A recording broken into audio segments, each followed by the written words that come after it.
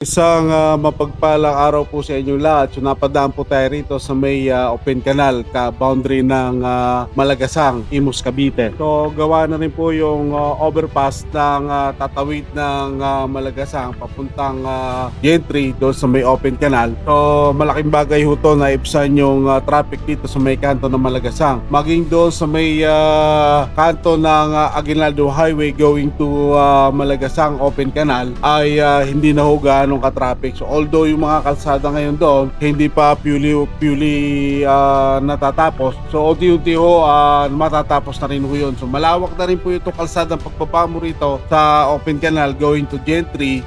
Pinalawak, widening na rin ho yung area na to. So hindi na pa naman na totally natatapos pa at ongoing pa ibang ginagawa. So pag ito natapos na ho ay mapakalaking bagay na ho ito. Pag maibsan na yung mga traffic dito sa may kanto ng Malagasang open canal. Ganun din doon sa may flyover ng ilalim ng open canal na magdudugtong ng Daang Hari sa may kanto ng Aguinaldo Highway. Yung dating 2 lane ngayon ay 4 lane na ho dito sa area ng Imus, Cavite. Maging doon sa dulo na papuntang Gentry. So hindi lang natin alam yung kasi masikip talaga doon bago makalabas ng Gentry sa may barangay Pasong Kamachili 2. So alam po niwawidenin na rin yung area. So particularly dito sa may Imus, bago makarating na Gentry is 4 lane na ho rito. So ongoing pa iba mga kalsada na ginagawa. So pag ito'y natapos na, napalaking bagay dahil maiwasan na po yung sobrang traffic dito sa area.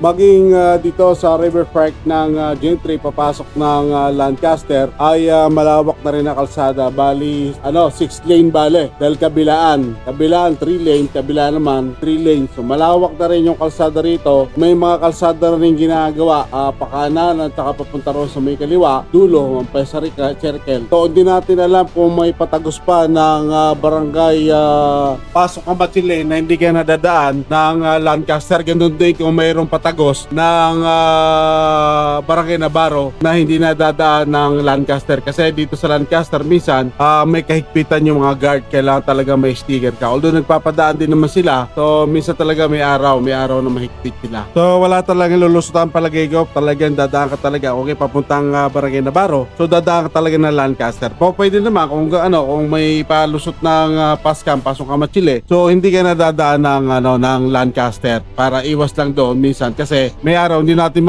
masabi, baka magbago ang management, hindi na sila magpapasok ng mga outsider. So yun ang mahihirap doon pagka ganun nangyari. So hindi natin masabi. So napalaking bagay ho talaga yung ginagawa ng pamahalaan ng mga diversion road, lalong-lalo sa Cavite. Dahil tayo malapit sa Metro Manila. So pinaka the best way na ganitong ginagawa nila mga diversion road. Dahil tayo dinadayo ng mga taga-Karatig Bayan natin, Maynila, lalo na dahil tayo malapit sa sa Metro Manila. So kalimitan talaga mga taga Metro Manila dito kumukuha ng mga bahay subdivision. So ito yung pinaka the best way na maibsan yung mga traffic sa atin sa buong Cavite, yung mga diversion road na ginagawa natin mga pamahalaan. So mapakalaking bagay ho to pag natapos ng lahat yung mga ginagawa nila mga diversion road.